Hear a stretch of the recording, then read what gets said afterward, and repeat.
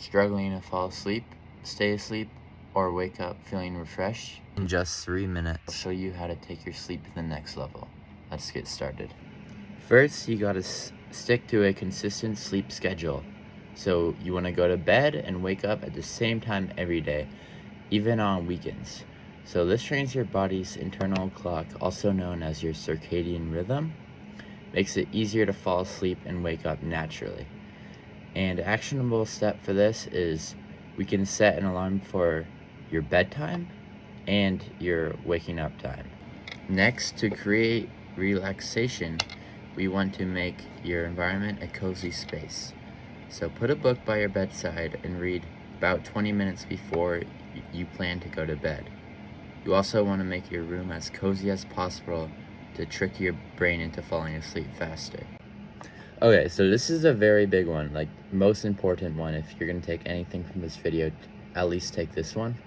We want to stop looking at screens about an hour before bedtime, because your screens, they emit these waves of light called blue light, and it tricks your brain into thinking it's daytime. Don't have caffeine and heavy meals 4 to 6 hours before bed. And if you're a little hungry, go for a light snack, but you don't really want to eat or drink anything before you go to bed, because that makes you you might want to wake up. So regular exercise is crucial for high quality sleep. So even 30 minutes of walking or stretching or something, but it's best if you push yourself really hard in the gym, let's say. And yeah, that will definitely improve your sleep a lot.